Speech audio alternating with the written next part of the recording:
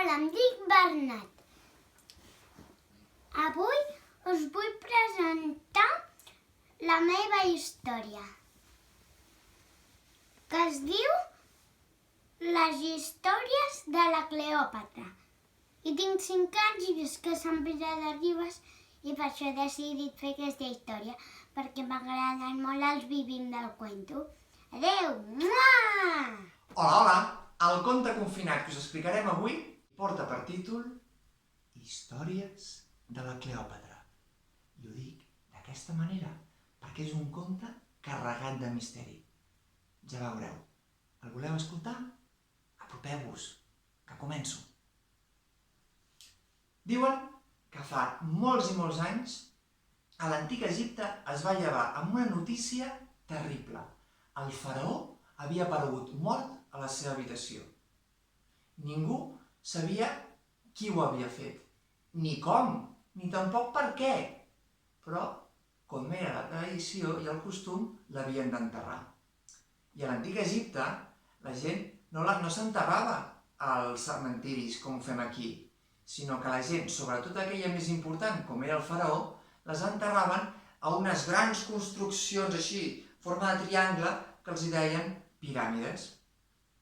I sí, van agafar el cos del faraó i tots en processó van anar cap on hi havia la piràmide. Pom, pom, pom. Hi anaven els sacerdots, hi anava la família, hi anava la gent més propera. I entre elles hi anava Cleòpatra, una nena de 8 anys que era més filla del faraó. I era una nena molt espavilada. I ella veia que aquí hi havia gat amagat. No podia ser que el faraó, el seu pare, hagués aparegut mort d'aquella manera. I va decidir que s'havia d'investigar. I el primer que va fer va ser anar al sarcòfag on hi havia el seu pare enmig de la comitiva. El va mirar bé i es va adonar que no estava mort, que més aviat semblava dormit, perquè respirava molt poquet, però respirava. I el va intentar despertar i aixecar, pare, desperta't, desperta't, pare. Però no s'aixecava. Segur que era un malefici, algú que els havia parat una trampa, que això no podia ser, que s'havia de parar la comitiva, que era una trampa. Pareu, pareu la comitiva, pareu, sisplau, sisplau, que el meu pare el faraó està viu, pareu, pareu, pareu. Però creieu que li van fer cas? No. A l'antic Egipte, els nens i les nenes, ningú els hi feia ni cas. De fet, van manar que la Cleòpatra i tota la gent petita, tots els nens i nenes, tornessin cap a casa. La Cleòpatra va obeir, però un cop a casa va començar a pensar que havia de fer alguna cosa, que no podia ser, que algú els havia parat una trampa i que havia de salvar-los, però no sabia com ni amb qui. I al final va decidir cridar els seus amics i les seves amigues, els hi va explicar i tothom corrents cap a la piràmide. I quan van arribar van buscar la porta, però no sé si sabeu que les piràmides, les portes, estan amagades precisament perquè ningú hi entri. I buscant, al final la van trobar.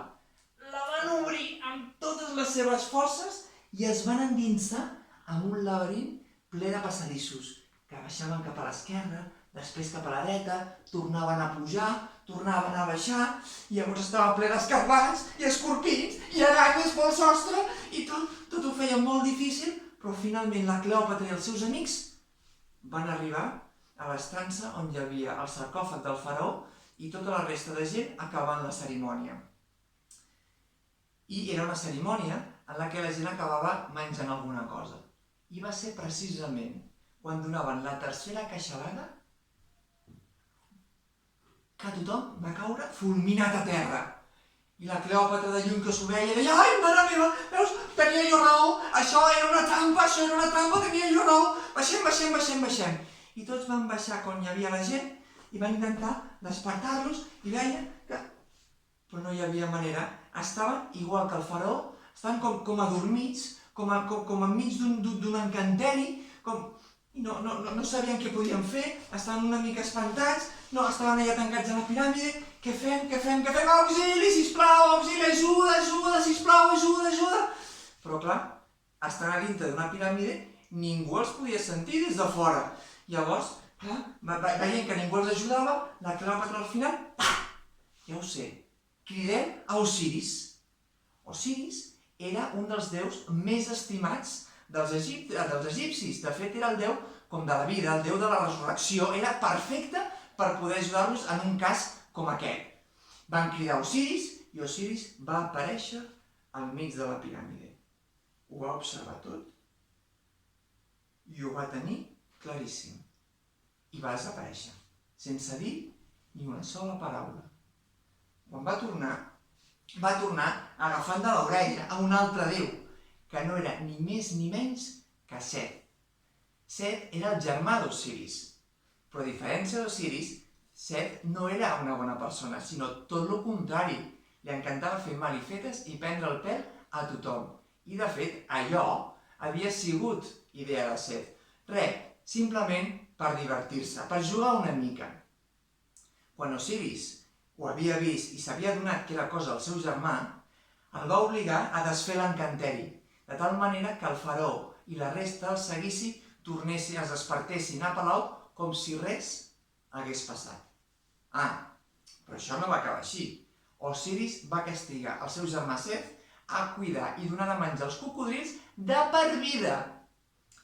Cleòpatra i els seus amics van poder sortir de la piràmide i van tornar cap a casa contents d'haver resolt aquell misteri. I de fet, Cleòpatra va resoldre aquest i altres misteris a mesura que s'anava fent gran i a mesura que s'anava fent més i més intel·ligent. Fins que va arribar un dia que la van fer faraona.